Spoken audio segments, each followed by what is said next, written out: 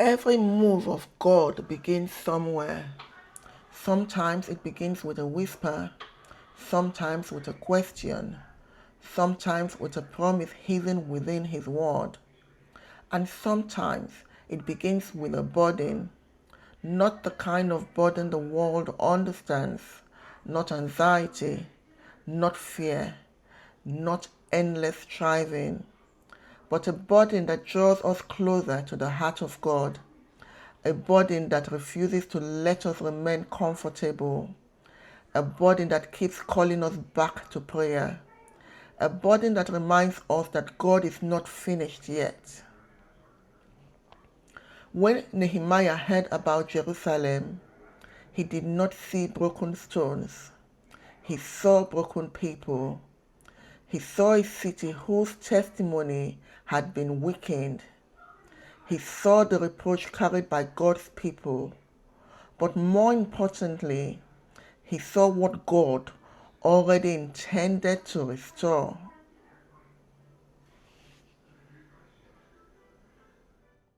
The burden changed him. Before God rebuilt Jerusalem, he rebuilt Nehemiah's heart. Before Nehemiah stood before a king, he felt knelt before the King of heaven. Before he carried timber, he carried tears. Before he spoke words of leadership, he spent days in worship. This is God's way. He forms the servant before revealing the assignment. He strengthens faith before opening the door. He teaches dependence before granting responsibility. How different this is from the world we live in. We celebrate what people accomplish. God looks first at who they are becoming. We admire platforms. God develops character.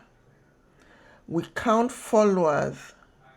God searches hearts. We look for visible success. God delights in quiet faithfulness, because heaven measures differently. The greatest victories often happen where nobody else can see.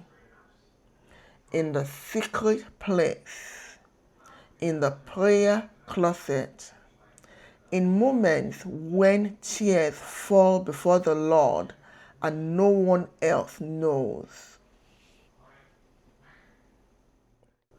In quiet obedience, in unseen surrender, in faithful waiting. Perhaps that is where you are today. Perhaps no one knows the prayers you have been praying, the burden you have been carrying, the tears you have cried, the questions you have asked, the longing you cannot explain. Yet none of it has escaped the attention of your Heavenly Father. He sees every prayer. He hears every cry. He remembers every promise He has spoken. Nothing surrendered to God is ever wasted. Not your waiting, not your disappointments, not your obedience, not your faithfulness, not even your tears. The burden God gives is never meant to crush you. It is meant to draw you nearer to Him. Because every burden that comes from God comes with His presence. And wherever His presence is, there is strength for the journey. Perhaps you have been asking, Lord, why won't this burden leave me? Could it be that He placed it there, not to overwhelm you, but to invite you deeper into prayer, deeper into trust, deeper into dependence, deeper into His purposes? The Lord still searches the earth today, not merely for gifted people, not merely for talented people, not merely for influential people, but for surrendered people, people whose hearts beat in rhythm with his own, people who care about what he cares about, people who are willing to say, Lord, if it matters to you, let it matter to me. Perhaps that is where every calling truly begins, not with ability, not with confidence, not with experience, but with surrender. Nehemiah did not volunteer because he believed he was capable. He responded because he believed God was faithful. There is a profound difference. Faith has never been confidence in ourselves. Faith is confidence in the God who calls us. The God who called Abraham still leads his people. The God who strengthened Moses still equips his servants. The God who guided Nehemiah still directs those who seek him. The God who raised Jesus Christ from the dead still builds his church. He has not changed. His promises have not changed. His faithfulness has not changed.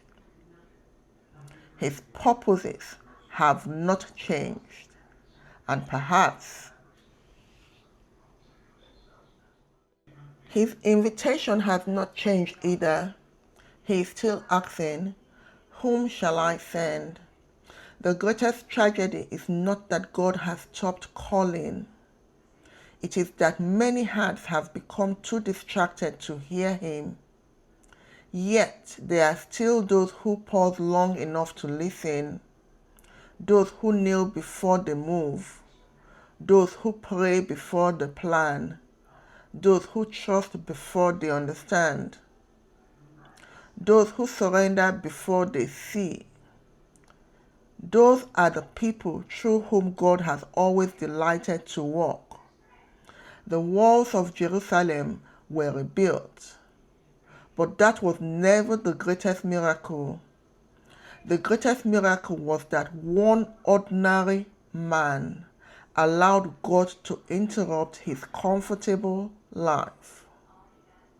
One ordinary man believed God's promises. One ordinary man prayed. One ordinary man obeyed.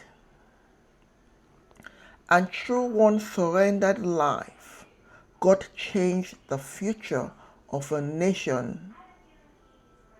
Never underestimate what God can accomplish through one heart that belongs completely to him. Perhaps the burden you carry today is not the end of your story. Perhaps it is the beginning of God's. For before every work of God comes a burden. Before every burden comes his invitation. Before every invitation comes his grace. And before every step of obedience comes the faithful promise of the one who walks before you. So do not be afraid to carry what God has placed upon your heart. Take it to him. Pray over it. Trust him with it. Wait on him. Because the God who gives the burden is also the God who provides the strength, the wisdom, the favor, the courage, and the provision to fulfill every assignment he ordains. For he is still establishing his people, still preparing his servants, still calling his church, still building his kingdom, And he is still looking for hearts that will simply say, "Here I am, Lord. Send me."